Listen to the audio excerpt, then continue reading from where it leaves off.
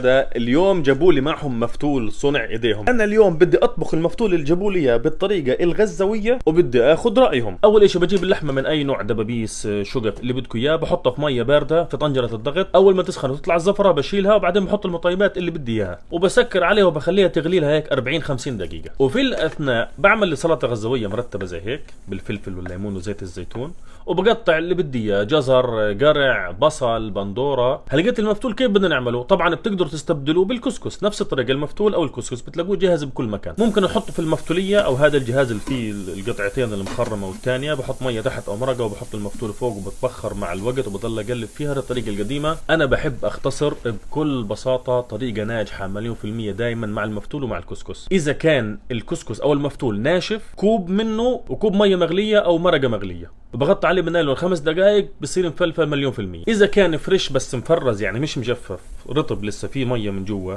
بحط يدوب شويه ميه اللي توصل السقف تبعه. صدقوني ناجح وبتغلبونيش عن جد، انا متاكد لاني جربته مليون مره. انا جهزت المفتول وبعدين فتحت طنجره الضغط. يا سلام، شوفوا لي المنظر محلاه. طلعت اللحمه واخذت من المرقه الزاكيه، انا حطيت فيها ملح فجاهزه هيك. وتتبيله المفتول الغزاويه بدور الشبت او الجراد الناشفه، بطحنها بالهاون هذا الفخار، واذا بدي بحط شويه شطه حمراء، بحطه على المفتول وبحط عليه شويه زبده سايحه بيصير جاهز. بعدين بجيب الخضار اللي قطعتها بحطها في المرقه وبظبط عيار الملح وبسكر عليها. اول ما تبدا تنفس تعمل فس فس فس، بحسب 10 دقائق وبطفي عليها. وهيك خلصنا. بجيب الصينيه بفرد فيها المفتول، بحط فيها اليخنه. يا سلام على المنظر. بجيب اللحمه اذا بدكم اعملوها شويه سريعه على الفرن، انا هنا كنت مستعجل حطيتها على السريع. والحمص ضروري كمان في اليخنه، ممكن احطه قبل، انا نسيت حطيته بعد عادي جدا. وهلقيت حان وقت الحقيقه. طبعا انا قلت لهم هذا مفتول غزاوي مش كفر قاسم وفلسطين المحتله، لا هذا مفتول غزاوي مختلف يعني. فما تحكي لي بالمقارنه مع المفتول تبعكم، لا احكي لي انه هل هذا زاكي ولا مش زاكي، واعطيني تقييم.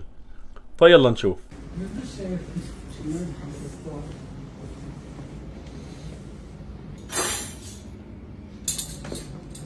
يلا قول بسم الله. ايوب تعال يا ستي حبيبي تعال. عملت لكم سلطه غزاويه كمان. 5 minutes later. كيف الاكل؟ تزعلش، احنا بدناش نزعلك بالله، هاي 10 من 10 بس عملناها عليك مقلب.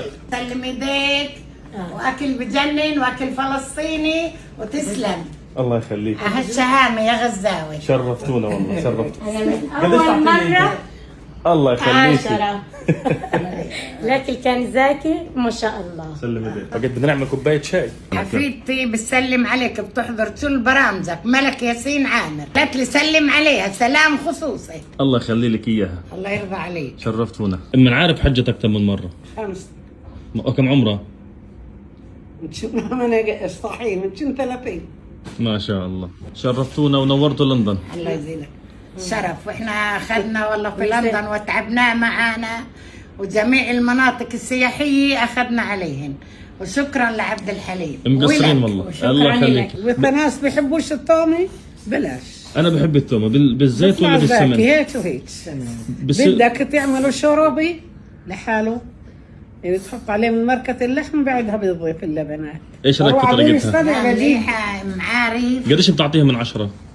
10 من 10 ما يختي.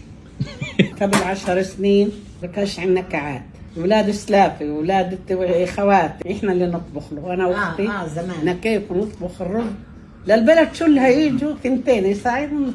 صح. اليوم ما بنقعد في الكاعة وكل شيء بيجينا لحد. اشهد بالله. يا استاذ